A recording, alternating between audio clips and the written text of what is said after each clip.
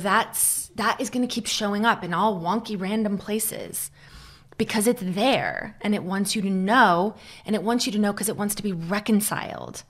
It really does. It's not just out like nana boo boo, you're never going to heal. It's like here, it's just here's the bottom line is very few people speak that language well enough to actually engage with it in a meaningful way and resolve it.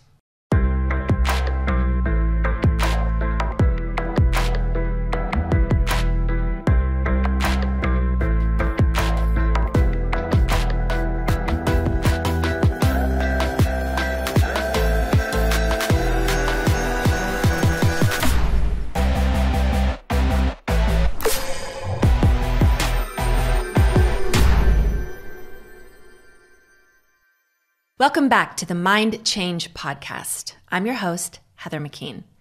And today we have Kent McKean and McKenzie Brewster joining us to talk about the difference between self-work and practitioner work, and also conscious versus subconscious work.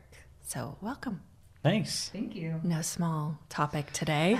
Yeah, no, I think it's really important because, we obviously in this work, we talk about the subconscious so much, which maybe 10 years ago was something not talked about as much, but it's definitely especially in the healing world, it's like a buzzword right now in trauma and things like that. And so I think it's really good to identify and talk about what it is that we're talking about in mind change and also how we utilize that. Yes. So I think that this is really important because what differentiates mind change from many other modalities out there is the subconscious rewiring aspect of what we do. And I think it's important to understand this is where you need to know, maybe as the creator of the modality, I needed to know a little more about neuroscience. I mean, that's the difference if anyone knows my journey in what I was learning. I recognized that a missing piece for me of deeply understanding what I was attempting to do or what I had done at that point and wanted to do with others was the subconscious mind. And what was really happening in the brain when we were saying we were going back and like changing memory and all these various things. The information that I had gained up to that point, there was a lot of words around it and a lot of things that were said that we were doing.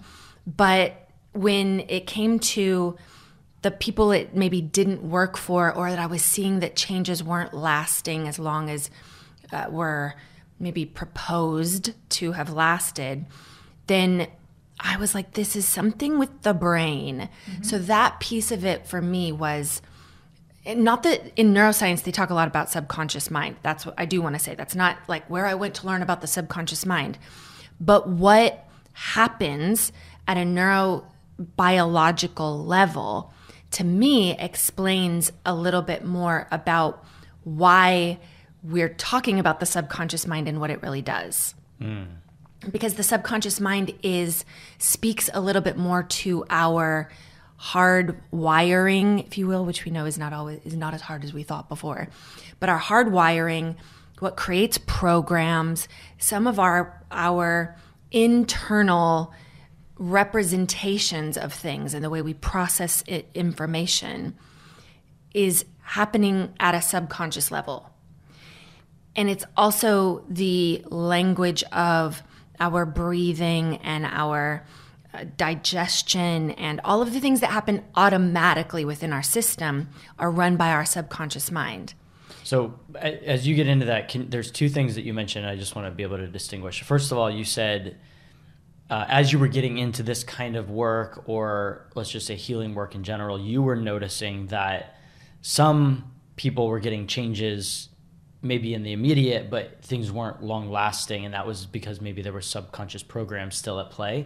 Can you maybe explain what's out there that is really great, but maybe the reason that you decided to dig into what we now call mind change? Because there are countless modalities, healing, trauma therapy, like all these different things out there. What was it that made you decide, okay, but I need to go deeper here?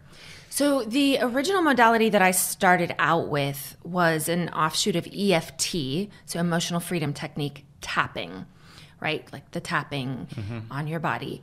That was so heavily EFT influenced and NLP. So those two things. NLP for those who neuro-linguistic programming. Thank you. The marriage of those two particular modalities was what I initially learned, was my first foray into my own healing and this idea of working with other people, and even the idea that there was a subconscious mind, and that, that's where changes should come from. So this was your entryway, your gate into the mind-body world, which was tapping and NLP and probably a number of other things. And then... Right. So I did that for a good amount of time and started to see... So I got a little more deeply involved in that from a training perspective, let's say. And I started to see... Okay, so let me backtrack a little bit. One of the issues within that modality, and I will say this is pretty standard in all of these different modalities, is what it takes to become either a facilitator or a practitioner or a coach, or in this particular modality, right? It happens very fast, and you don't necessarily have to have had the deep changes yourself. It might be you go, you learn, you follow this particular script or this particular method, and the expectation is people get changes, right? And that's in for a lot of modalities. I mean, that's pretty much the standard of it. So over time, as I transitioned from being a client to a then practitioner to then a trainer of practitioners within this particular modality, that's where I started to see holes more significantly. I saw holes in my own work from day one, really. Some of the things they were asking me to do and were a part of that particular modality didn't quote unquote work for me.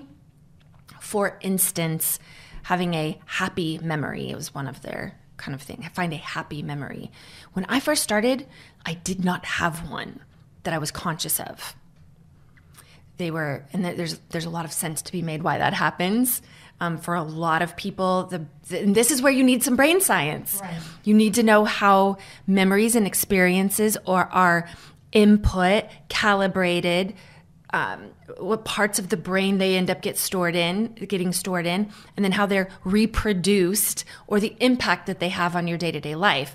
Like all of that is more of a neuroscience approach. So I had some of the basics, some of the what it should be and what it should look like. But I started to see gaps. So I didn't have a happy memory. So I was making things up and not telling anybody I didn't have a happy memory. And there were various things like that I was finding ways around. And why did that work for you? Like making up a happy memory inside? It ended up working for me. Okay. And it's now the basis of what we call safe haven. There's missing pieces. I've come to find out a lot of people were making stuff up, or it was being suggested from the facilitator that, like go to the birth of your children and think about that. And I was like, no, but I wasn't saying that. I was just like, and the fact that they didn't catch my shift of state was, again, it's just they didn't know. They hadn't had the time or the experience. They weren't taught to necessarily look for those various things. So in the training that's where I really started to see gaps. I'm like, oh my goodness, the people that are being called the, sort of experts of the material, the practitioners of this particular material, still had a lot of programs coming up and a lot of things and a lot of resurgence of physical things that had come up that they initially came in and said was rectified. And I had a unique perspective, whereas I was able to sort of look on a macro view of what was happening. So that made me curious. I'm like, okay, there's something more to this. And for various reasons that I've touched on before of why I left that whole community in the first place, what I needed more information. I was realizing I had maxed out my personal work in that area.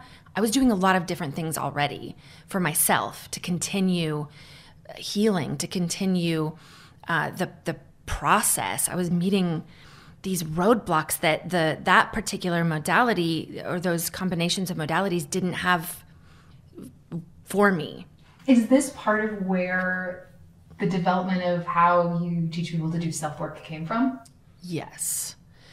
So that was, and there's more to that. Yeah. Sure. There's a bigger piece to that. But that's what I did when I left. I was like, I need to go figure this stuff out. So that's when I was like, okay, I'm hearing a lot of people reference EMDR. I need to get into what EMDR is doing, why it works, why it doesn't work, when it doesn't work. Because there are also, we uniquely hear a lot of like EMDR didn't work for me.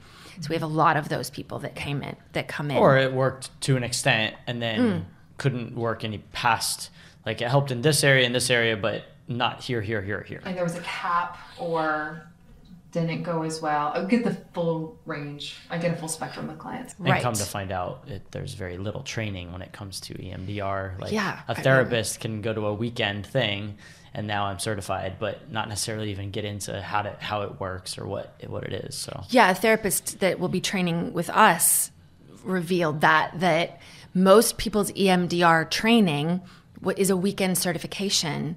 There are ones that are more substantial. There are, yes.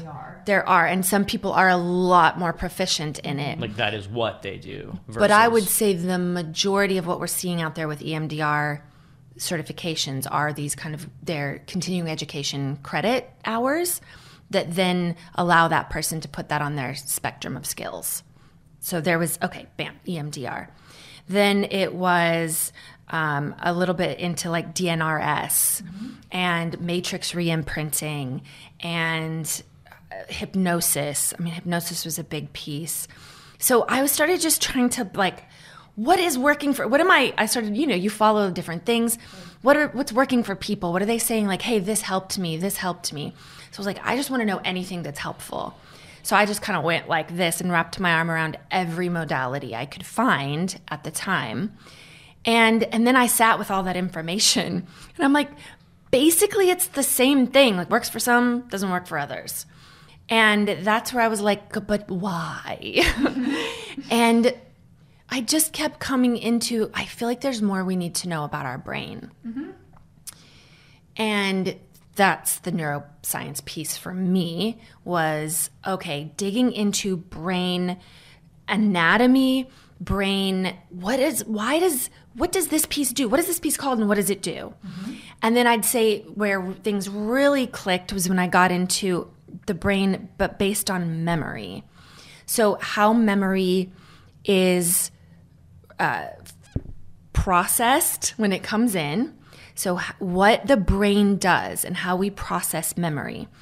And then again, how it's like what that meaning gets made out of it, what the brain does with that from a conscious standpoint, but then a subconscious standpoint, which are completely two different conversations with the same input coming in. Can you talk more about that? Well, so the subconscious mind is taking everything from a very black and white survival, like it doesn't have the conversation around like, okay, my teacher made fun of me and put the dunce cap on me in the corner and put my name on the board, as like the body from a subconscious standpoint takes this information and puts it into the blueprint of what makes us us. Because that tripped a bunch of different safety switches within a little person's body, and hormones came cascading through, and systems came firing on because of the perception of what that meant. So the subconscious mind went, this is important, this is foundational, take this in and create what I call flags. I don't hear anybody else use that languaging, so it may be, it's how my brain did it. That flags it. It's like, this is potentially very important and because of all the things that just happened in my body. So this is like, put a flag on it. And if anything at all resembles, even in the slightest bit, something like this, then we need to see it coming, and then we need to put all hands on deck to deal with that from a biological standpoint. Right. Nervous system activation, memory, everything's working because this is something that's deemed necessary for survival. Yeah. That kid with the dunce cap on consciously knows none of that's happening. They just feel terrible. They just feel like this is awful. And depending on what were their previous messaging subconsciously, is this that the teacher's just a jerk, or, or is it like, yes, this is familiar. I am a loser. I don't know. We don't know. Conscious mind versus subconscious mind, completely different things. So does that answer that question? Yeah, I think so. So then that's where I was like, oh my goodness. Once I understood, and I am not a doctor, do not have any form of degree in neuroscience. I just am a armchair researcher expert and had time. But also, at this point, you've studied so much. I think you started as an armchair expert, and that's a fair title, but you continue to read scientific studies, the latest of what's coming out. You stay really on top of what is being done in research, what's coming out, the practicals of what the applications are, to keep learning and keep integrating. I did take many classes. Yes. I did take a neuroscience class from Harvard X. I did take multiple other classes in neuroscience, specifically from the experts in that. Some of it involved math. And I was like, I don't really see the application for this, but you do those things. So it isn't that I just read a few articles and now I did do some due diligence there, not for anybody's qualification, not because I ever planned to put something on my website. I needed to know. I needed to know. And I'm a really curious person, and I sometimes overindulge in research. So I have to say, for me, that's where everything that I had studied up to that point just fell in line. So that's why I understood why EMDR worked when it worked and why it didn't when it didn't. I was like, oh, of course. And then EFT, why it works when it works and why it doesn't when it doesn't. And DNRS, and it's pick your modality. Somatic experiencing. Totally. Yeah. Right? Because TRE, all of that stuff. We're talking about, there's more that's come out. There's the neuroscience is in an exciting era and age, and we're learning so much more, and that's becoming more mainstream and out to the public, and we're gaining more language around that. And I think even the idea of the subconscious is coming up more. The understanding of what that actually means and how that looks can be different. But there's a lot around, within the body and the feeling and its reaction. I see sometimes there's an emphasis on that can almost take greater form than the putting all of the pieces together. Oh, does that make sense? Yes. And I'd say that is predominantly what we're dealing with in healing communities, is very modality specific approaches. So, and then my languaging around this is a little bit different than other people, so I will explain. I see there is a top-down approach and a bottom-up approach. Yes. And meaning more, some people, it will make more sense to approach from what's happening in their mind. And then we get to the body. There are other people that we need to get a little bit of movement in the body first. Yes. And I don't mean movement like yoga. I mean movement in body awareness, Yes. in safety, in our nervous system. And I see more and more happening there, and this conversation happening. What I've not found to the same degree is the full integration. Oh, I look around a lot. Yeah. I'm constantly Yes. looking at courses and seeing things and listening and reading things. I have not yet found another modality that you can have both approaches. Because usually one is either all body and embodiment and all of that, and then the other is more what would you, maybe like like cognitive, very like, very research based, very like, and here's why, and then but not necessarily the shifting or the change, just very, which kind of gets into conscious versus there's a lot of stuff to get there. And I see places where that it's starting to happen more. There's more conversation around that happening, but I've still not found anything to the degree to which we're able to bring it together and get to sometimes it's still like dealing with the symptomology of something, and there's an understanding of where it comes from and how it works.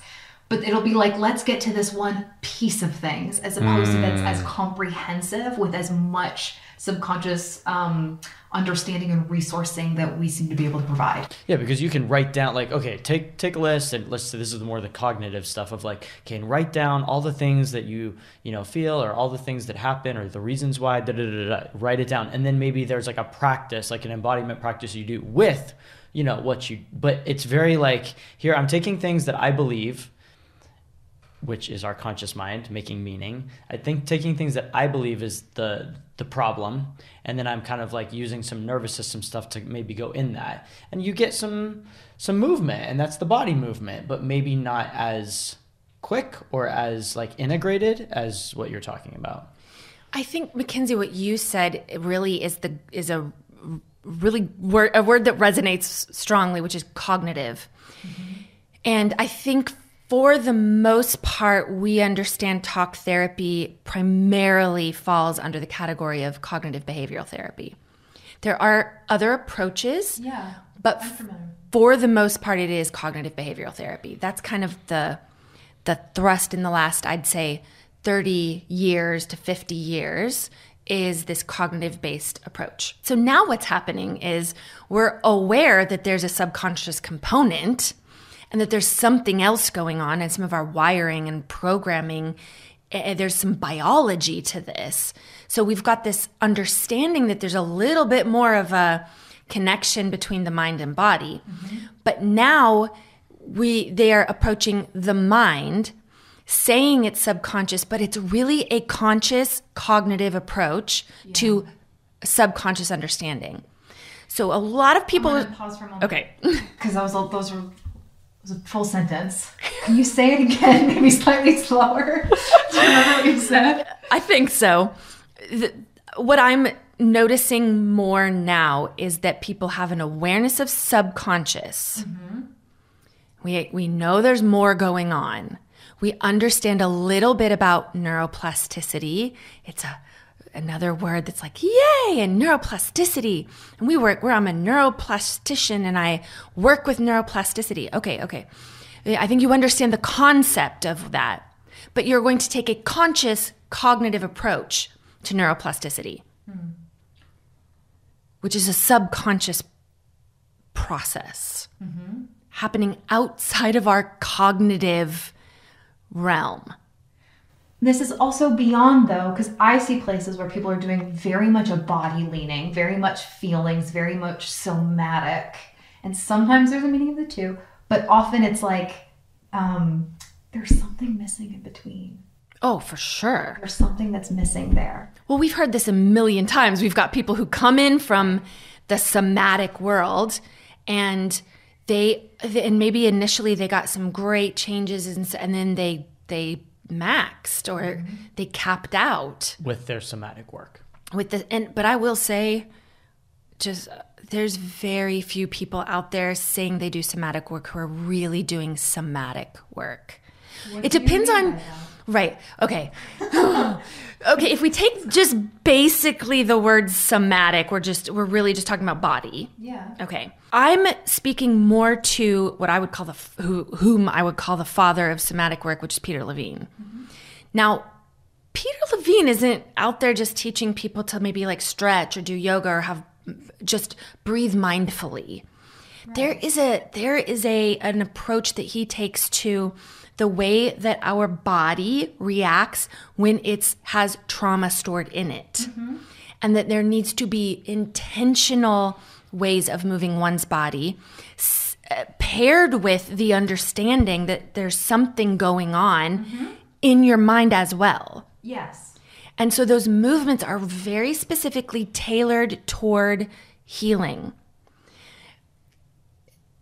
the majority of people that I hear using that word, I'm a somatic practitioner or I have a somatic based program, took a weekend class and learned a little bit about maybe the mind-body connection, and now they say they do mind-body work. There are people who come in with there's so much.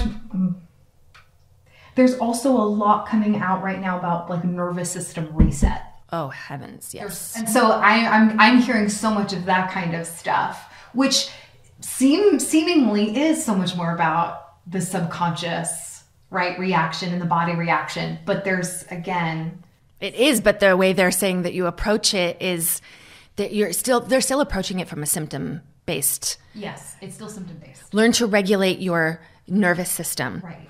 Do you know how your body learned to dysregulate your nervous system? If you're trying to regulate your nervous system, it means you learned to dysregulate it at some point. Right. You're maladaptive. We don't come in as infants often. There's ancestral stuff, and that's a whole other story. But the majority of people don't come in with a dysregulated nervous system. They're very authentic. They're very need-based. They're very connected to their body because they do not have the mind the way that we do as adults. That's their only option coming into the world. So you have to have an understanding of the way the subconscious mind wires and programs that says, how did that go off beat in the first place? Right. Otherwise, you're really just trying to layer upon coping mechanisms to a dysregulated nervous system, and you're calling it nervous system regulation. And I'm not saying this is not negative, so please hear me say I don't think this is negative. For a dysregulated nervous system to now have a few coping mechanisms to feel what it feels like to feel regulated once in a while. Mm-hmm. Brilliant. Go ahead and do that. Yeah. Now, if you really want to reprogram that, rewire that, you have to get into the programming and the wiring that's in the subconscious mind. Which brings us right back to what you were talking about, how memory works, getting into the way that we input and store, and being able to get deep enough to change those things instead of just what's been sprouting up, the symptomologies. Yes. Be they physical, be they behavioral, be they... Yeah. Now, why would we even talk about this, right? Because we love everybody and everybody go do your thing. And we're not trying to, this isn't a like us versus them. It is more to say, if you've tried the thing and it has been called somatic work or, subconscious reprogramming or mind rework, I don't know. There's lots of different words out there for it. It is possible that you were working with someone who had their best guess around what that really means and may have had some really nice cognitive shifts or body-based shifts. And that's good. That's good. We all need those. Yes. For people who want like deep transformation and long-lasting transformation, and I'd say a more informed version of a relationship between the mind and body, we need to go a little bit deeper. Yeah. And so that's what we invite people into a little bit more. I will say now, neuroscience used to be a little bit more of a cherished word. I, within the last couple weeks, saw a course come out to become a certified neuroscience brain coach. Okay. To me, that's huge. If someone could be a neuroscience-based brain coach, then this is someone who knows how to coach with the way the brain works, which frankly we're still learning about. This is cutting edge stuff, really. Right. We're all still learning. And that then you know how to speak with the subconscious mind, the language in which it speaks, its relationship with the body and with each parts of the way that memory is perceived, received, consolidated, and retrieved. Actually, question. is that a little bit of an oxymoron to say neuroscience and coach? Because if neuroscience really is the more in-depth subconscious stuff, coaching is like telling someone where they should go, or maybe this or maybe that. You're speaking two different languages in one sense. Oh yes, but we love the word coach right now. Right. So if I'm telling if I really know about the brain, but I'm coaching someone without getting into the wiring, then I'm actually coaching. For sure, that's the conscious approach to the subconscious mind. This course, for any of you who want to be this person, costs $87, and you can finish in a week. And sign me up. But then I get, do you know, and when one of their extra modules in there is learn how to grow your business like 111 times. So this is the other thing that's super interesting to me is in these coaching fields, somatic coaching, even this subconscious rewiring, so many of these people do that for a little bit, and now they're teaching people how to get clients and make a lot of money. Yeah, there's actually some people out there that are like doing this whole kind of fighting against like, wait, all of these life coaches have stopped actually helping people, and they're just trying to help people help other people make money because they've sort of, maybe they've capped, maybe they're like, I don't really know what, at least I can, they're going a different direction. So I like to look at symptomology.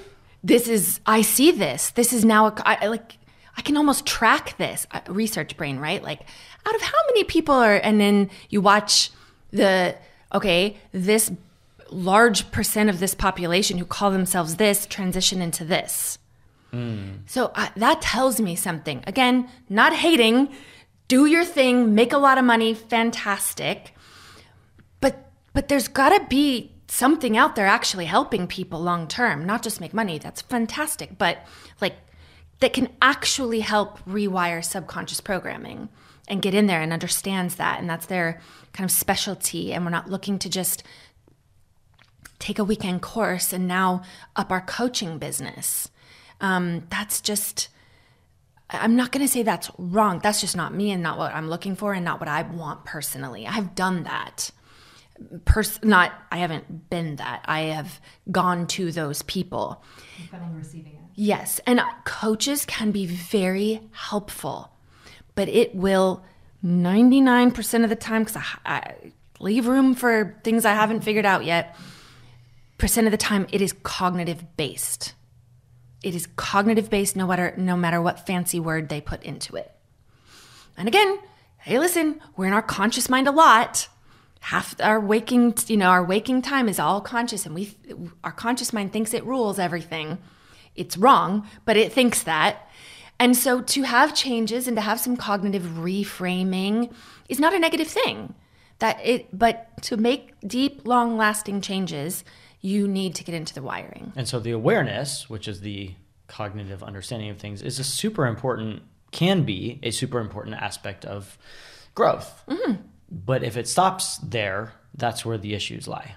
Yes. And then it's not necessarily neuroscience, and then it's not necessarily subconscious work or somatic or whatever. You can like kind of integrate in there. Yeah. Okay, so we've talked a lot in theory, we've talked a lot of specifics, but I want to help consolidate for our audience. Can you just quickly share with us what is conscious in the mind-body connection, whatever, and then what is what's happening in the conscious and what's happening in the subconscious? So first, let me start that by saying we don't totally know. Okay. This is theory. Okay, this is theory. So this is best guess theory on what we're working with here as the mind continues to and the brain continue to, I think, reveal themselves and we catch up in various ways. I will say by use of metaphor, let me explain this. The conscious mind is like our basic interface with our smartphone.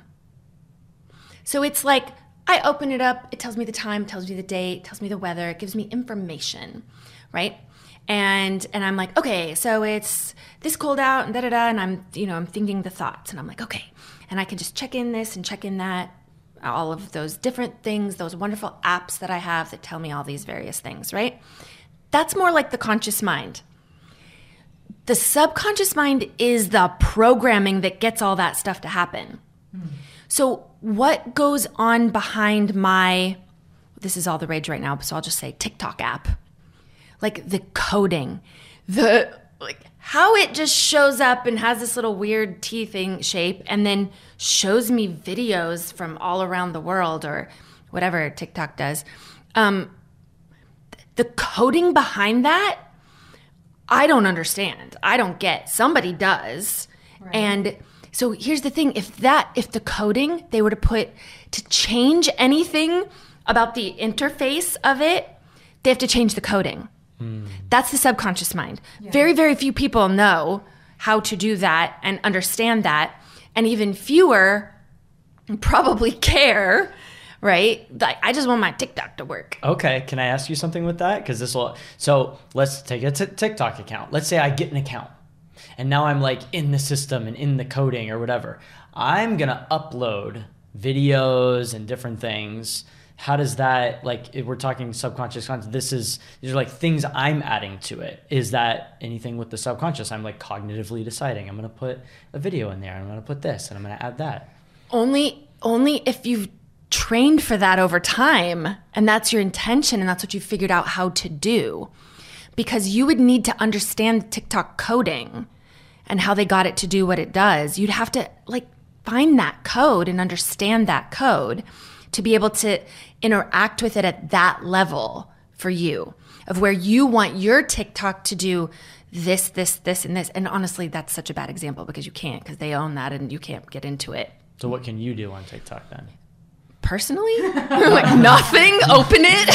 The average user.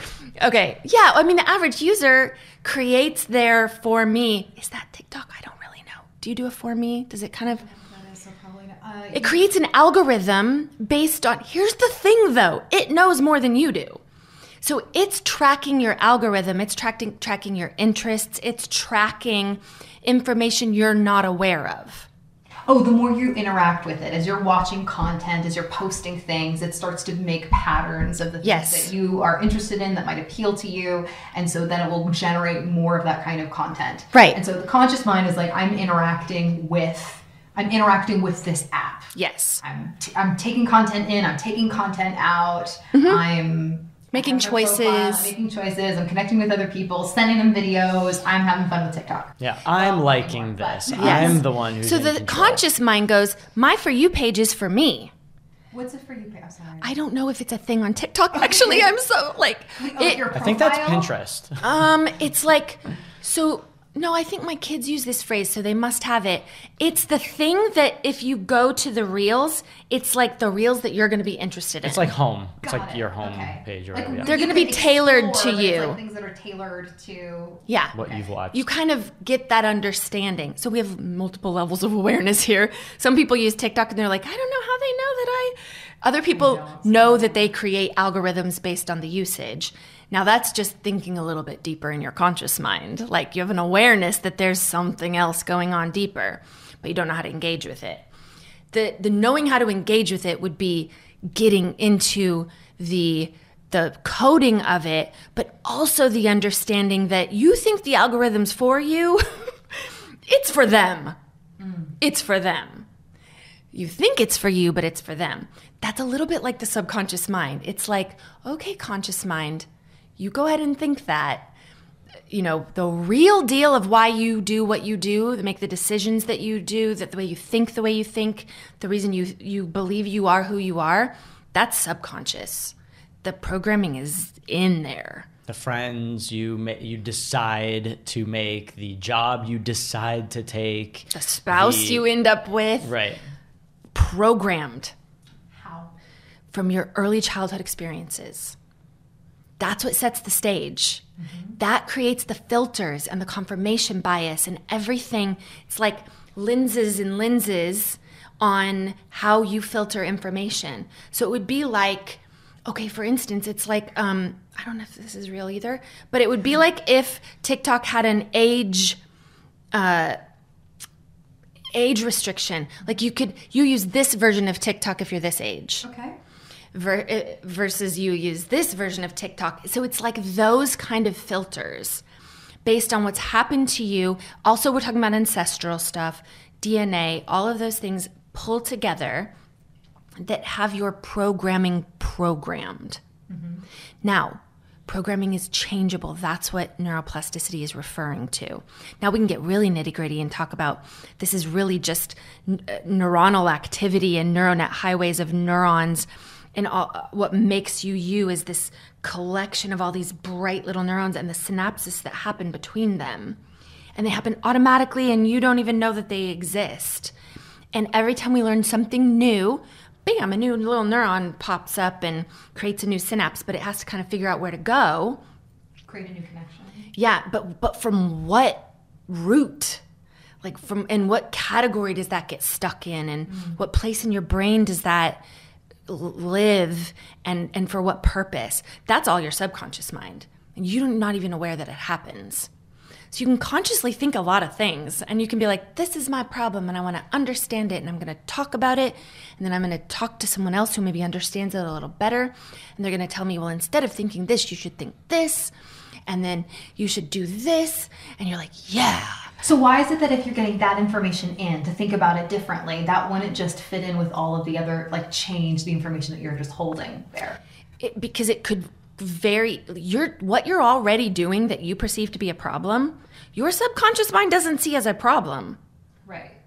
Now, it may understand that it's not optimal, but if it's optimal for what you have right now. Does that make sense? Okay, let me use an example. Yeah, I was going to say, could we ground this in a little bit more of a concrete example? So let's say someone's doing chronic illness. Okay. We have experience with that. Right. From our perspective, the body is doing that for a good reason. The subconscious mind is the one that decided, I don't want to make it like it's the wizard behind the curtain, but it's we're sort of personifying them as like a being, but it's the subconscious mind is saying, we're going to be doing these. I'm communicating to the conscious mind and the body in this language of dis-ease, illness, sickness. So it's trying to get your attention. It's speaking out to you. Mm-hmm. But the way your conscious mind perceives it is, shucks, I'm chronically ill. And this is happening to me. I have this disease. Something must be wrong with me. This is the conscious mind. Yeah. The subconscious mind is going, there's nothing wrong with you. There's a good reason you're doing this thing, this symptom. And I've got all the good reasons behind it. It doesn't see it as a problem. It sees it as communication. It being subconscious mind. The conscious mind makes all this meaning and story around it. Mm-hmm. And so that's where a lot of the breakdown happens. So let's take a conscious approach to that. Okay, it's very hard to take a cognitive conscious approach to a physical illness, but people try. Let's say you're going to go get therapy for your... This happened actually in my journey with Lyme disease, which was my big downward spiral, which eventually, when they're not getting you better by the countless amount of drugs and injections and infusions and yada yada, diet change, blah, they consider it might be psychosomatic. So I did get sent to a doctor, he was hypnosis based, but specialized in psychosomatic approaches to chronic illness. Mm-hmm. And I worked with him, and frankly, it didn't work for me, but only because my body and my subconscious mind were having a very good reason for creating the chronic illness that was not still being addressed, even from a cognitive approach, especially from a cognitive approach. So someone can even tell you, maybe like, this is because you weren't loved enough by your mother. I can understand that. Mm-hmm. I can be like, you're right, and I shouldn't talk to her anymore, or I should love myself more. Yeah. Because it doesn't matter. We could talk our circles around this on, yes, but I'm an adult now, and she was doing the best that she could, and so I really need to just give myself the love and the nurturing that I need. I understand that my mother, doing the best she could, couldn't give me what I needed. Mm-hmm. And that had a physiological effect on me. For sure. That there's an intertwine of those things, and my body's now responding from that. Mm-hmm. But does the knowledge and the cognitive understanding shift anything, whether we're going to talk about subconsciously, somatically, nervous system, reset, like does the cognitive necessarily do any of that? In my personal experience and my experience with clients, very little. Very little. In fact, that's why most people come to us, I think, is because they've tried everything else. And it can't, because you can understand that your mother didn't love you and, but doing the best that she could. And we can understand that. But it's like telling someone, okay, the problem with your stomach rumbling is that you hunger. It needs food. Okay? Do you understand that? Nothing's weird happening. Your stomach is rumbling because you need food. You got that? Yeah. Okay, good. Great. Guess what? It's still going to rumble because the need is still there. The unmet need is still there. Your body's doing nothing wrong by rumbling. You understanding it, maybe we go even deeper. Yes, but you see, I didn't eat today because... And you know what? That actually goes into a program of I put others before myself and I don't create enough time to eat. And so this happens a lot. And so I need to put myself first a little bit more and eat better. Great. You might understand that, but some really actual things have to happen for that to be a long-term change. You actually have to have food in your stomach often and when it needs to be there. Mm-hmm. Otherwise, your stomach's going to rumble again. Mm-hmm. Okay, my mother didn't love me. I have to change that from a coding level. Right. And then people go, yeah, but she didn't. Oh, but that's the work we do. Did she not really? Then we expand beyond what the conscious mind can handle. And the meaning that we've made of so many things that are now our truths that we're living out subconsciously. Right. The conscious mind goes, but I have memory, and I talked to her and she said she didn't love me. Proof. Yeah. How can you ever tell me different? That's the conscious mind's ability to go. That's about as far as it can go. And we can reason around it a little bit and we can make excuses. And maybe they're not even excuses. Maybe they're real deal things of understanding mom better and getting a little bit more context. That does help some people to some degree. Yeah, it creates some opening. It does. It creates some room. And this is what people generally will feel better. Mm. And they'll take that feel better and they'll be like, yay. But when it gets into now you're with your husband or your wife or your children, and now you're like, I'm going to love you. And your subconscious mind goes down and goes, yeah, you don't know how to do that because you didn't have it yourself. And you go, ah. Okay, and I want to come in with a way that I understand the subconscious mind and see how this lands for you, how this fits in. I think about it as the sensory data. It's like, it's the experiential understanding that we have. It's all of that. It's the way that we know that to be the case. Proof. Yeah. Proof, experience. Yeah. All of that stuff, for sure. That's part of it. Right. There's another component. Then we have other, then that's where it's important to sort of understand the way the brain and the body work together. Mm-hmm. And so you can understand that you might have a dysregulated nervous system and you can know a lot about that.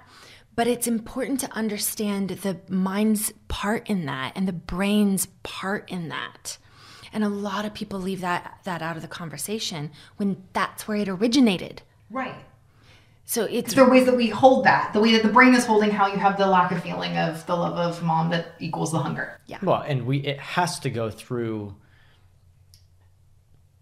even though it enters into us like this, for those just listening, I'm saying like in my head and body, but even though it enters us like fully, the way that things are filtered really comes through here, and then we make meaning of it, and then it triggers things in our, chemicals, and it triggers all these, neurotransmitters, whatever. All these things are happening in our body because of what's coming in. And so we have to deal with the way that it was integrated, even semi-consciously, even though we're not dealing with the conscious. I mean, let's use an example. Let's say you've got someone who really has an extreme reaction to being touched. Right there, that's maladaptive. Yeah. Humans are designed to be touched, like necessary for survival. Right. But let's say this person came into the world, obviously craving touch, because we need it. It is vital. But they come into a dysfunctional, dysregulated family unit. Let's say dad is abusive alcoholic. So the way dad touches is painful. And it's really, they want it so desperately that they start to associate being touched in that way is love equals pain. And that even the people that I trust the most will hurt me through physical closeness or physical touch. And maybe then let's just create a perfect storm. Let's say we have a mom who's dissociated from her body to be able to stay with abusive said husband. She's super dissociated, meaning she does not exist in her body very well. She doesn't catch stimulus the way that other people might catch it. So when she even holds child, baby, whatever, she's actually dissociated. So what the baby is craving through physical touch, they are being physically touched, but without presence. Right. And there are a lot of ways that we clock that. Oh, as babies especially. By the way. Yes. There's a lot that goes into the ways that we register that. Right. So now you have an adult who's somehow at some point come online that maybe it's not okay that I don't like to be touched, and this is a problem, and I need to work through the problem. So then someone may identify, well, you have a dysregulated nervous system. We need to regulate your nervous system. Yes.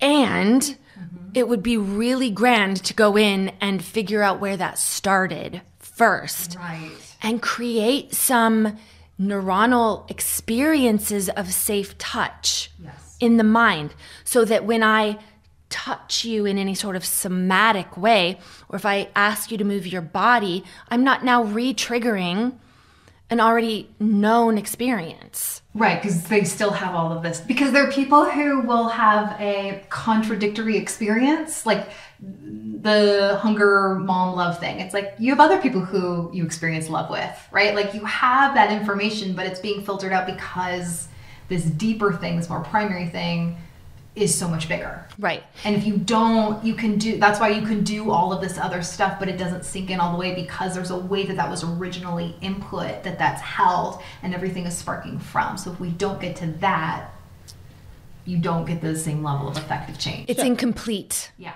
Even if you do current, like nervous system regulation, like, okay, I'm working on it now, but you're not working on the subconscious wiring that's happened for the last 20, 30, 50, 70 years, then... Well, and I've seen a lot of this, where people go into this and this somatic work, and so let's say they do move their body in a way that they haven't, either ever or in a long time, and then all of a sudden memory shows up. Right. And what does the person do with that once that shows up? And that, to me, is the subconscious mind loving us so much, going, hey, here's the resource for that. Right. But then if we still approach that from a somatic way, or just purely cognitive, it isn't being met at the language in which it was, the problem is being held. So we have miscommunication. And oftentimes that miscommunication is the subconscious mind is absolutely vital and necessary and handles your day-to-day survival. It doesn't do great with miscommunication, right? It's taking care of a lot of very important things. It's very direct and it's really black and white. So it needs to be addressed. And it's not doing it in a weird, abnormal way. Like, it has an experience. Proof that's holding on to. That it's saying, you can tell me all day long that that's not the case. Oh, I'm loved. Oh, I'm worthy. Oh, people love me. And this is going, no. Right. It's not true all the way. And so that is going to keep showing up in all wonky random places because it's there and it wants you to know, and it wants you to know because it wants to be reconciled. Mm-hmm. It really does. It's not just out like, nah, boo-boo, you're never going to heal. It's like, here's the bottom line is very few people speak that language well enough to actually engage with it in a meaningful way and resolve it. Okay. So we have, just to recap, we've talked about a lot of things. We've talked about how there's a lot of people out there claiming neuroscience or somatic experiencing or different things that maybe isn't actually getting to the root of how to heal those things. We've talked about the importance of subconscious, the difference between subconscious and conscious and all these things. Can we get into the difference between self-work in mind change? Because we talk about mind change being an entire system of subconscious rewiring, mm-hmm. which is including things that happen in the body and our nervous system and all these other things. So can we talk about the difference between self-work and practitioner work? Because we talk about conscious work versus subconscious. So if mind change is really, the intent of mind change is go after the subconscious programs. If that is the intent, then what's the difference between self-work in mind change and subconscious work in practitioner? Yeah. Okay, great question. I think that it's important to then maybe track the evolution of why we even have that conversation. Okay. So it's very important from a mind change ethos to put the power back inside the people who have the power, which is the individual, each individual. In the healing industry, especially, it can be very, very easy for people to outsource their power. Meaning, I need this person to, I need my therapist to be able to stay on a good path, to be accountable, to be sane. I need my therapist. I go to this, doctors fall into this category very often. I know I did this, I need my doctor to tell me what to do and to keep me safe and to keep me healthy. And, I need my, meditation guru and this person to keep me on track and in line. And a lot of that is just outsourcing of power. Now, should we all have those people probably in our lives to some degree? Yes, but our relationship with them and how we perceive them is going to make all the difference. Mm. So with mind change, it has been important to us since the beginning to make sure that we didn't become anybody's crutch, anybody's mother, anybody's father, anybody's guru, anybody's doctor. No.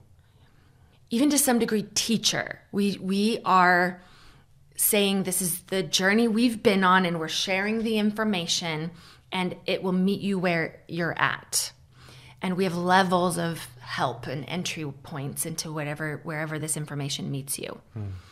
So in the beginning, I just wanted as many people to know what I figured out through blending all of these mind-body modalities with neuroscience. I was like, that's where mind change came out. I never intended to be any sort of, I liked to work with people, so I still worked with people, and I wanted to help as many people as I could. But I knew that there were also ways that they could learn and learn to work on themselves, and that would be the most important part of this whole thing.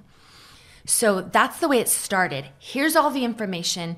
Here is what you can do, and a little bit of a framework for people. Here's how to meet your problems and change them at a deeper level. That was the book. Boom, put the book out there. And it honestly, surprisingly, I was like, if it helps one person, I'm good. It was worth all the hours and hours and hours and years of blah, blah, blah. It helped more than one person. And a lot of people were like, this is amazing. And then I was hearing incredible stories where I read the book, applied the tools, and changed unimaginable things. Like chronic illness, relationships with themselves, with their parents, with their children, with their spouse, with their job, with their relationships, with their mind, with money, eventually down the line, pregnancy, like everything under the sun. I was like, whoa, that's cool. Yeah. How exactly did you do that? By just using the framework we put out there. I didn't have so much of my work became self-work, right, but based off of, just because I didn't have any contemporaries at the time that I felt like understood it to the level in which I understood it. So then Kent started. Well, back up. Okay, I'll back up. Before you even wrote the book, but then as you wrote the book and everything, by the time the book came out, we were both heavy in this. But before that, when you just had the tools, you had a lot of the knowledge. It wasn't in a book yet, but it was there. I was, at that point, as you've heard, there was skepticism in me, but oh, it's good for you, I'm fine, kind of a thing. And as more things showed up, whether that's relational things for us or, things I was feeling in career or, body, whatever, I more and more was like, yeah, I probably need some help here. Because that was one of my programs, is I'm fine, everything's good, I don't need help, right?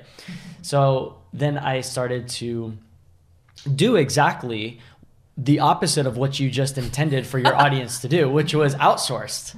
And I'm like, okay, Heather, help me. Heather, I've seen you change. I've seen all this. Help me. And, the story goes that Heather loved working with me and felt like I was so simple and easy and open to work with, which is such a lie, actually. And if anyone stopped listening right there, they have a totally wrong story. In fact, I think I asked maybe, there's probably 3 or 4 times that I was like, okay, can you help me with this and help me with that? And eventually she was like, no, I'm not going to. Figure it out for yourself. Now that's my perception, at least, of what happened. But basically, that's pretty accurate. Okay, see, my memory is perfect. No. So anyways, she was just like, no, you figure something out for yourself. Now, part of that I think was good, because her boundary was stop making me your savior. Because that was, one of the things that had kind of flipped. I was her savior when she was all sick, and then she didn't need me anymore, and blah, blah, blah. So then part of the process of even us discovering this self-work and how to go deeper and how to really work on yourself was me pouting about Heather not working on me and figuring out I've got to do this for myself.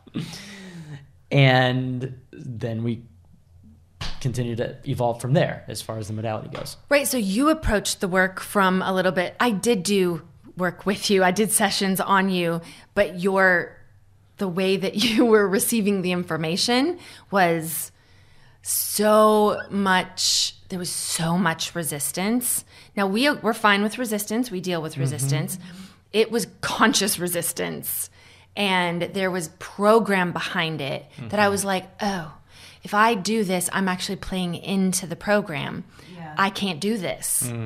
And so that began your journey with how you took all the information and started learning to do self-work. Mm-hmm. So when I wrote the book, there was information from Kent's experience with it and a few other people. I had a little bit of a team at that time too, it was just people close to me that I had been working with who had amazing changes that were like, we want the world to know what this is too. How can we help? And we did a little bit of brainstorming and talking and stuff like that. You were on that group. And so over time, we did develop, beyond the book, a course. And the original course was learn to do this on yourself, for yourself. See you later. Like, hope that helps. Maybe if you need help along the way, sign up for a session with Kent or myself. And so then that helped a lot of people too. But more and more people were like, I need a little help with this.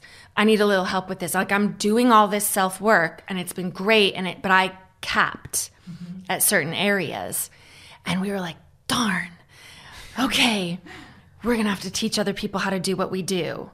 And that's a whole other story, and we're deep in that right now. And maybe we'll get into this in a second. I mean, the whole thing that you said about the course is like, this is how to work on yourself. Oh, for sure. And people, like, the whole idea is continue to work on yourself. You can get huge, huge changes, not just with the book, but like even the course of like, here's step 1, here's step 2, like work on yourself, do these things to interrupt the way that these neurons are firing and da-da-da. So it's super helpful. But originally, like you said, when the course came out, it was like, here it is. If you want sessions, great, you can do that later, but here you go.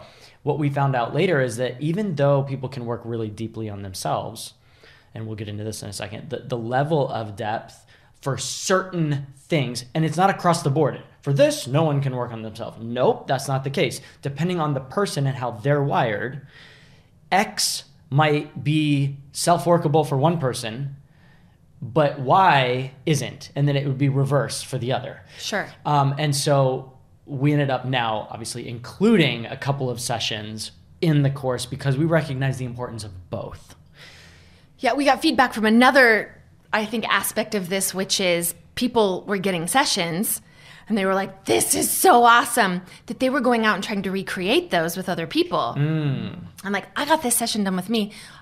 I'll do a session on you. I think I know what that was, right? And they'll repeat some of the things and like mimic a little bit of what they remember us doing, but they have really no idea what they're actually doing. And if the session was done really well, they were deeply subconscious through a lot of it, which means they missed the most important parts of it. But that's okay. Here's the funny thing. People were going out and doing sessions with friends and family and other people, and there were changes happening. Because you're using the tools in the book. Because you're using some of the tools in the book, which are little biohacks into the way that the mind and body work together from a biological way. Like it's just that works. Basic mechanics. Works for everybody because it's the way we work. Right. So there are those different pieces which will definitely work for everybody, and it helps teach people how, I think the biggest thing is it teaches people that they actually do have some agency. I think honestly that's the biggest piece of it. Is it's sort of like, hey, conscious mind, subconscious mind, body, meet each other, have a little conversation. You know, it's like probably bringing 3 people in who speak completely different languages, and they're all like, hello, hi, yay. It's just first like, oh, we thought we were enemies, or I didn't even know you, and now we're all in the same room and we understood hi. Yeah. It's a little bit of what happens for people, and it's so good. And so I think that then happened where people are out there like, I got a session done. Really? By who? Because if Kent didn't do it and I didn't do it, who the heck did you have a session with? Oh, so-and-so who was one of your clients. We're like, oh, okay. And it works to some degree, right? But to some degree, and it does, and that's fantastic. And how cool is that? Yeah. There's deeper levels. And that's what I will say even with self-work. Self-work teaches you, and if you're doing it the way that it's presented, it teaches you about that agency. It actually helps you sometimes interrupt the subconscious thing that you're doing that you don't maybe have awareness that you're doing, but because there's a problem arising, there's a feeling, there's a memory, there's something that you can focus in on it, and you can make changes that you never knew you could do that before. From going back to TikTok, coding level. Right. From a subconscious deep coding, not just like, oh, I'm realizing I'm doing this thing. But not from an expert coder. Let me just say, you're like, whoa, I figured out how to make it do this secret thing that the coders are like, secret thing, we put that there. But you're like, woo, I got in deeper and this is cool. And it makes you want to interface with it a little bit deeper, right? That's kind of like self-work. in the beginning for people. Now, people who do a lot of self-work and who get really big changes, again, I think this is with the wiring. Each person's a little bit different. Each person's experiences are a little bit different. Some people have really done amazing things through their self-work. Lots of people. Who have never even had sessions with a practitioner. Never had a session. Oh, yeah. Tons. We have so many stories about that. Go ahead. We hear, we do our big Belize retreat. We had someone come to the Belize retreat. And of course, it's in talking and everything, we're like, how did you come to find this stuff? Read the book, healed an autoimmune disorder. Long-term debilitating autoimmune. Read the book, applied the tools, healed autoimmune disorder. I was like, wait, what? Yeah. And she's like, and now I'm just here to further expand and level up. And boy, did she. So amazing. So I do want to say that there's powerful stuff in the book. Self-work mixed with sessions, mixed with a deeper, here's the people that I see probably expand the most. Read the book, committed to the work, take the course because they want a deeper understanding. That sort of opens them up to oh, that's why we do that. And that's what this is. And right. Then takes the second course. And then you get all this anatomy, physiology around trauma. And you're like, whoa, what? It's a bit mind blowing. And then they get sessions, but they've done self-work. They've met themselves. They know they can do it. They've had great success. Then they come and sit in front of a practitioner. Now, sometimes people flip-flop those those entry points. They came in, they worked with a practitioner, they were like, holy cow, I didn't know this could actually heal or change. And they're like, I want to know how to do this for myself and take this deeper. Great, both entry points work. But it's training your brain, either way. But I think it's the multifaceted approach that really take people into deep, deep places and grow in ways none of us. I think I'm going to say that that's all of us, what we've all done, and a number of people everyone else on the team, and then a number of other people in our community. And we're all just constantly it feels like we're on a ride that, we didn't create this stuff. We're on the ride of it and keep opening up further. So it's really cool. When I first just wanted to not die and stop doing a bunch of diseases, I had no idea how far I would go. What really would unravel and the levels that I would peak into and then arrive into, and then that floor became my ceiling, and it just kept going, or that ceiling became my floor, became my, Right. And it's just nuts what's happened. I didn't expect that. I didn't even want it consciously. But I feel like my subconscious mind was like, please come into alignment with what we really could be. But that's not what my intention was going in. And so people will interact with this at different levels. Some people I had a guy come in, he wanted to make more money. And he was an influencer online, but not really influencing a lot. Was sort of capped out at a certain amount of people.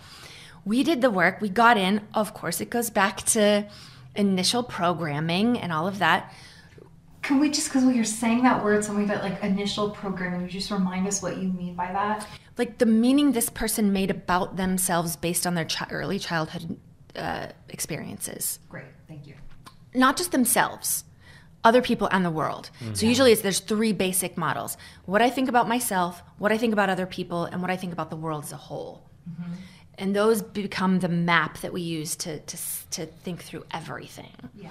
So getting into that stuff for him, that opened it up where he originally came in for this, and then we went a few different angles. And then I get a call from him or an email or something like that, and he's like, it's been, I think it was 3 months, I don't remember how long it was, and he's like, I just 10 times my income. That's not what I got into this for. Right. But it's awesome that it works for that too.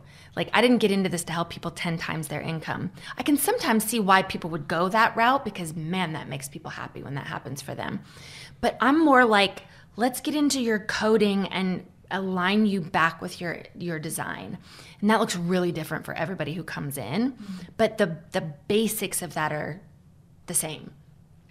The biology of that is the same for everybody. Now, the unique experiences that they had and the meanings they made out of it, that's different for everybody. But we should be able to know how to handle anybody who comes through the door and whatever problem they're doing. And I feel like we have that because we understand the structure of that. So what ends up being different when someone's doing the self-work versus when they are sitting across from you as a practitioner? Right.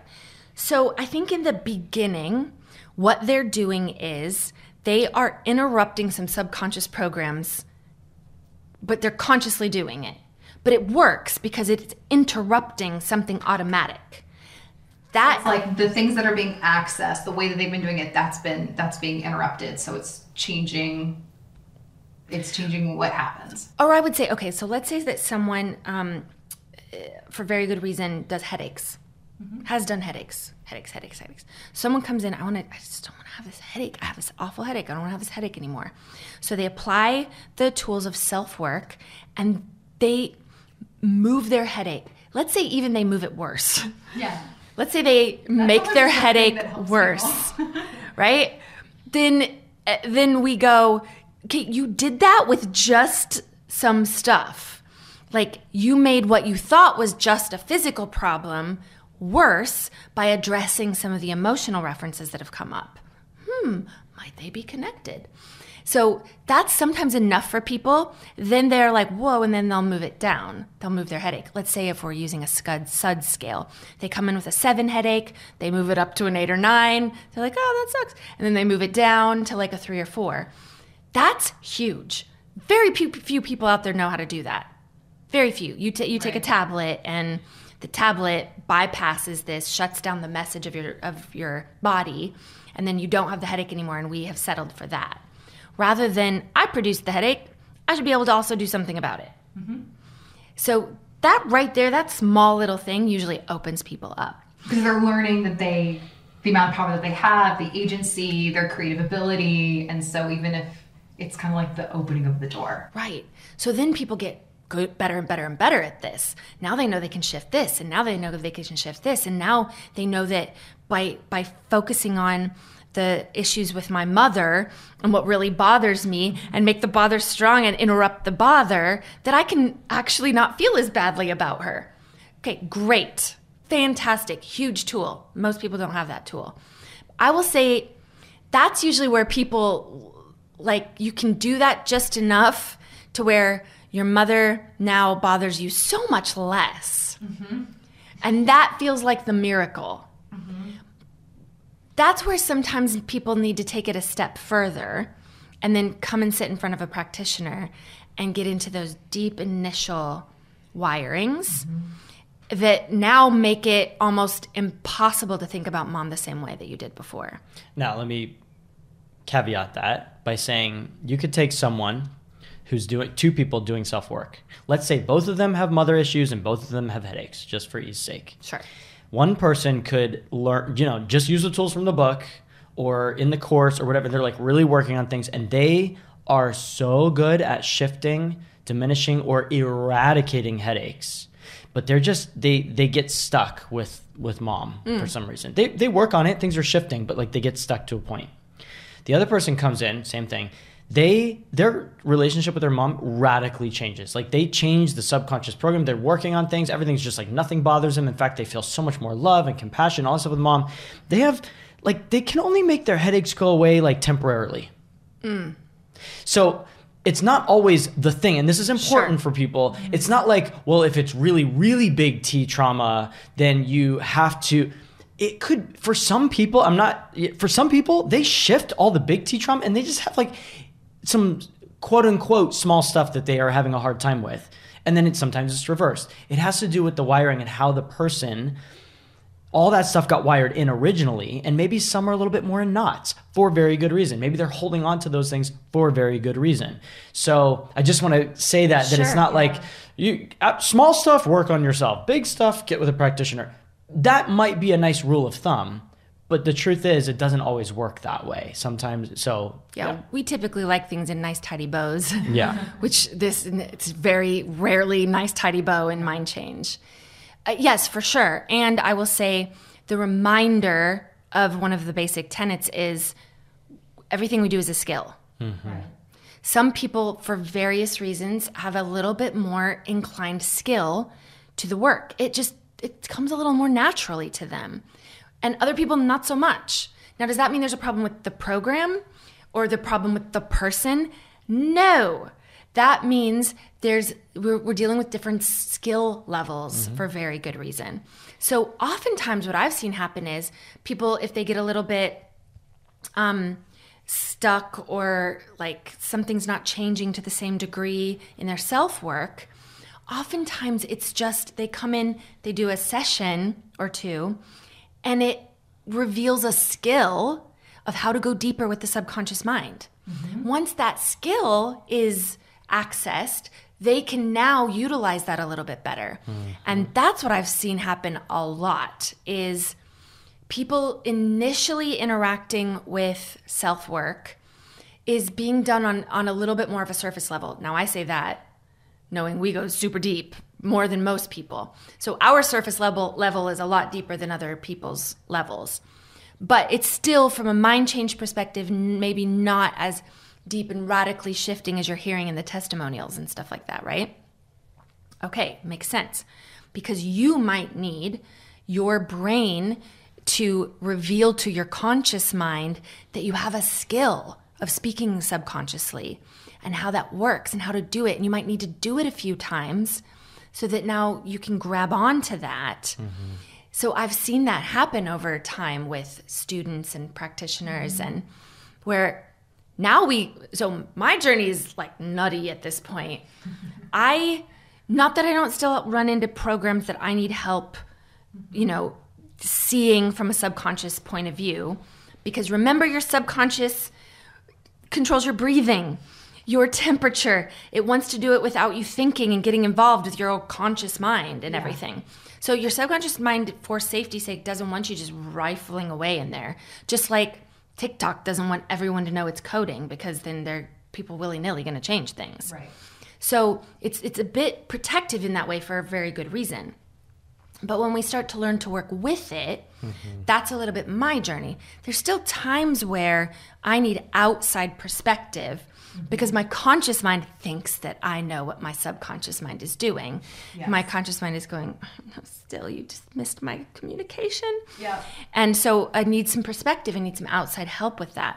Still that happens to me. More often than not, what happens is I recognize there's problem, whatever that is, however I'm framing that. And honestly, I rarely see things as problems anymore. Right. To me, it's just feedback now. I have a very different relationship with my mind and my body and my life. Then I will go, okay. I will set the intention to change it, and it changes. My brain knows how to do it. I've built so much trust and so much solid, real reprogramming that a relationship has been built. We have very good communication now between subconscious mind, body, and conscious mind. I mean, there's still accents, heavy accents, right, at times, and maybe things get lost in translation a little bit sometimes, but there's communication now where there never was before. And so my journey looks really, really different from someone who might just be starting mind change. It doesn't yell at you anymore now that it knows that you're listening. You guys can have a two-way conversation and it just speaks. Absolutely. And every once in a while, if it yells, I'm like, yes, baby. Yeah. Yes. I hear you loud and clear. Like, yes. I don't react to the yelling as much anymore. So, not that I've arrived by any stretch of the imagination. My husband is co-host and can tell you my children may be may speak to that a little bit better.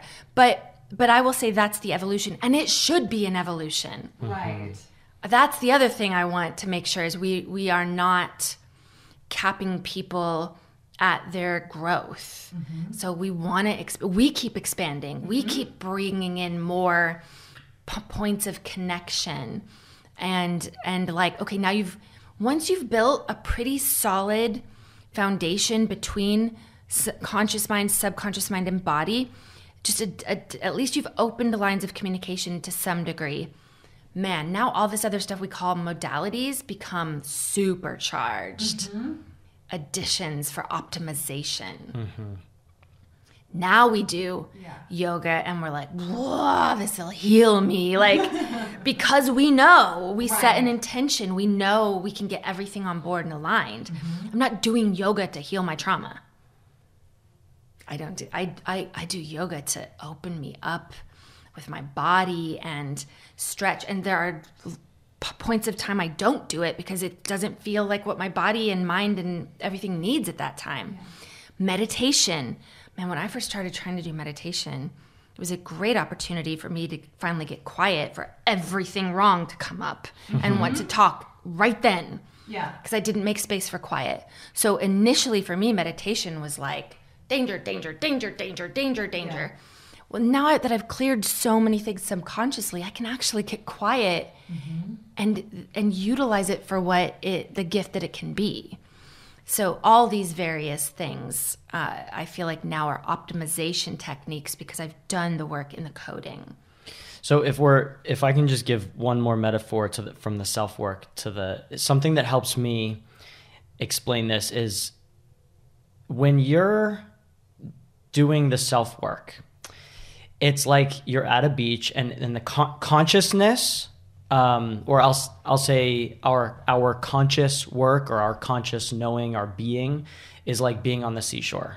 And it's nice, and we're in the sand and we're doing things, we get, whatever. And then when we're doing the self-work, it's like I'm just gonna dip my toes. Now, if the land is conscious and the ocean, is subconscious, then I'm on the land and I want to get to the subconscious. Like I want to be there. And I get in and I kick the water a little bit. And so I'm doing the self-work and I'm interrupting and I kick a little water. I'm like, ooh, that got me a little wet. All right. But I'm like pretty dry for the most part. I'm on the land. I keep going back and forth. The more I do the self-work, or even in like one sitting, the more that I'm doing, the more wet I'm getting. Like, oh, I get a little more subconscious, a little more subconscious. Great.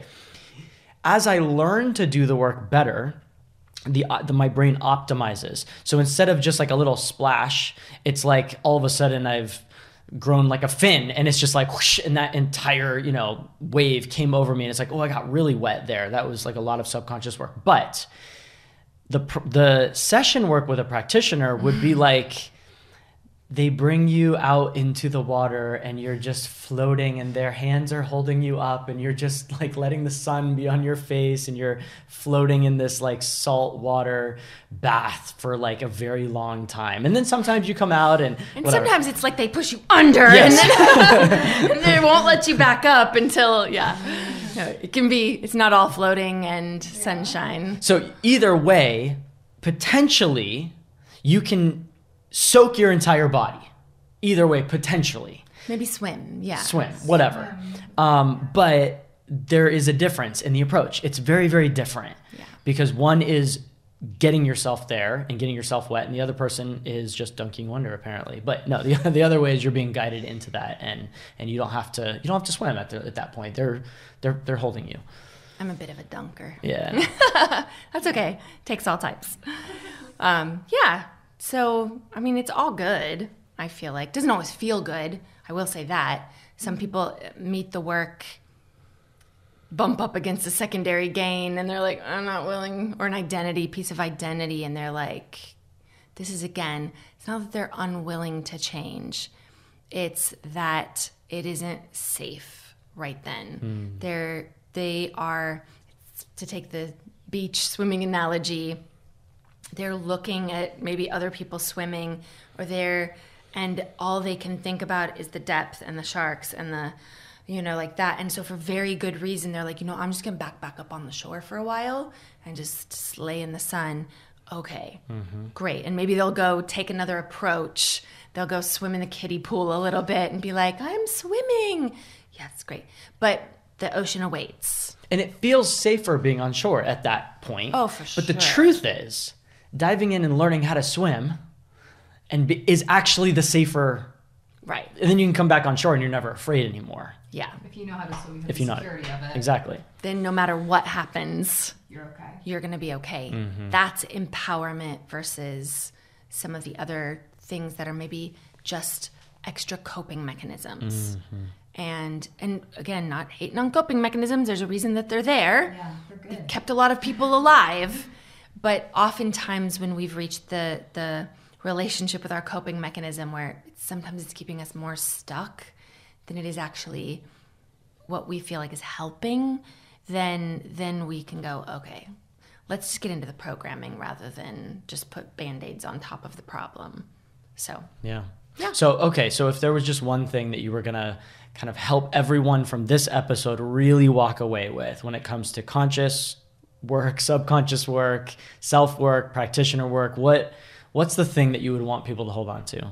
I think it's the design, it's the ideal. We are meant to be in relationship with every part of us. It's really not supposed to even be parts as much as it's supposed to be like a well-oiled machine that is communicating. And there is such wisdom in each location, in our body, in our mind, and in our conscious mind, so our subconscious mind and our conscious mind. There's beautiful wisdom, and there's a reason we have all those pieces. So I think the thing that I would say is don't settle for like one piece, or do, if that's what's keeping you safe right now. But I think just when coming from someone who had basically a little bit of conscious awareness to someone who now knows that there's and has lived in each of those places at different times and had those moments where everything sinks. Oh my, sinks, S-Y-N-C, not sinks, S-I-N-K-S.